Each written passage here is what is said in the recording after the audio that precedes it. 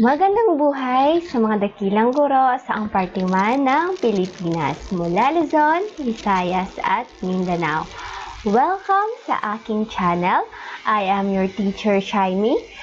Nagbabalik para sa isang panibagong edisyon ng tutorial para sa ating mga guro. Ito naman ay ang ating panibagong educational tutorial series. Magandang buhay! Teacher Shiny is back. Sa mga bago lang po sa channel ko, don't forget to subscribe and turn on the notification bell. Thank you! At ngayon, sa vlog na ito, malalaman natin or magkakaroon tayo ng idea kung paano gumawa ng tracing worksheet ng pangalan. Ang layunin ng vlog na ito ay para maipaalam sa ibang guro kung paano gumawa ng individualized na worksheet ng mga pangalan ng kanilang mga mag-aaral.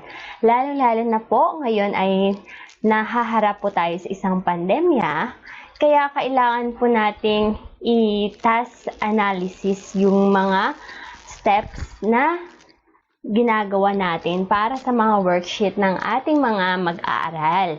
Lalo-lalo na po sa kinder, sa grade 1, sa grade 2. At lalo-lalo na rin po para sa mga kabataang may special na pangangailangan. So, ngayon, tatalakayin po natin kung paano po ba gumawa ng tracing worksheet ng pangalan ng ating mga mag-aaral. Simpleng-simple lang naman po ang ating kailangan ngayon. So, kailangan lang naman para magawa po natin ang worksheet na ito ay syempre ang ating laptop. And then, yung downloaded font style na kailangan po natin para makagawa po tayo ng tracing worksheet ng pangalan ng ating mga mag-aaral. So, ipapakita ko po sa inyo yung sample na ginawa ko.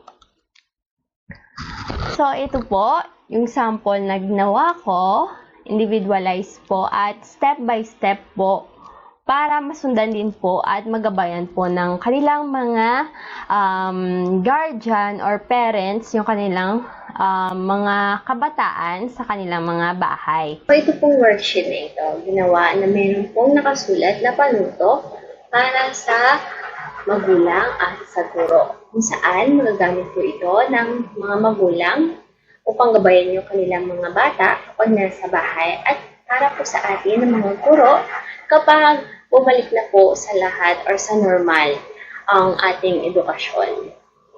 Magagamit na po ito natin sa school setting.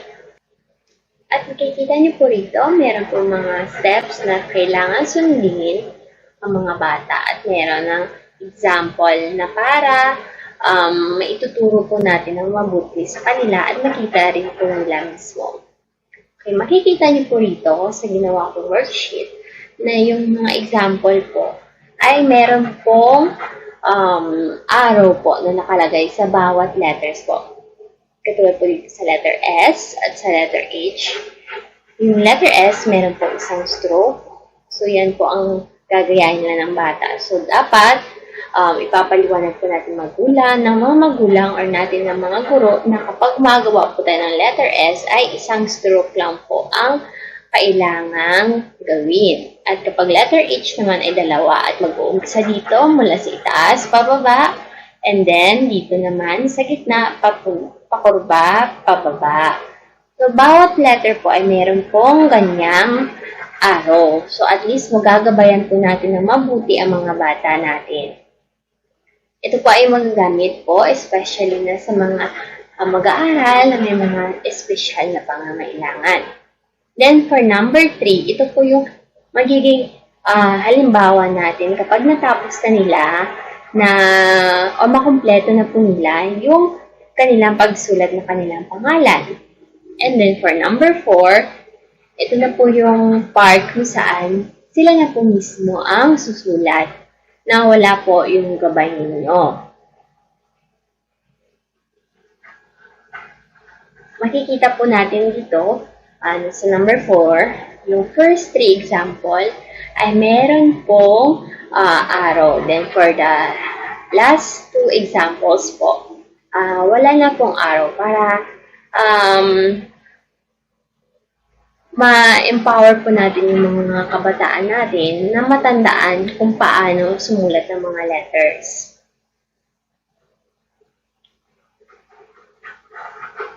So, ngayon po, tuturuan ko po kayo kung paano gumawa at kung anong program po ang pwede po natin gamitin sa paggawa ng ganitong worksheet. At ano pong font style ang ating gagamitin para ganito po yung magiging setup ng tracing worksheet na inyong gagawin.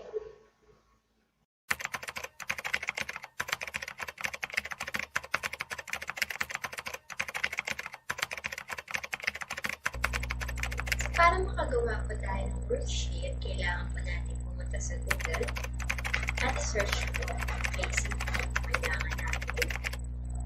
And then, once na-download na po natin, pupunta po tayo sa font folder sa ating computer.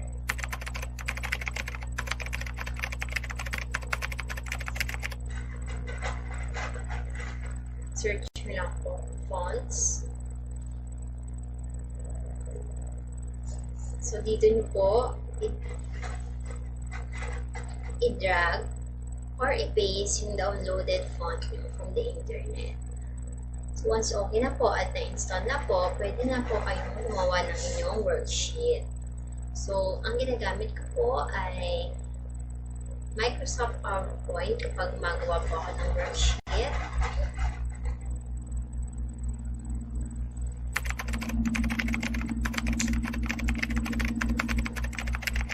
Kapag tapos na po tayo makapag-install, punta na po tayo sa Microsoft PowerPoint or pwede rin po sa Microsoft Word kung yun yung program na mas prefer nyo po sa paggawa ng worksheet para sa inyong mag-aaral.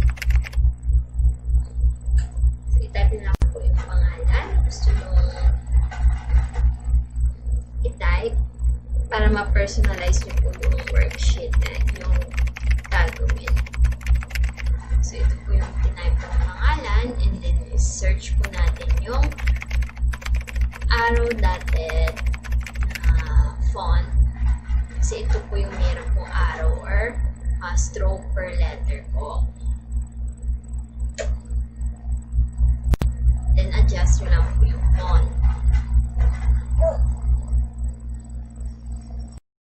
So, sa wakas, tapos na po. Sana po natulungan ko po kayo sa vlog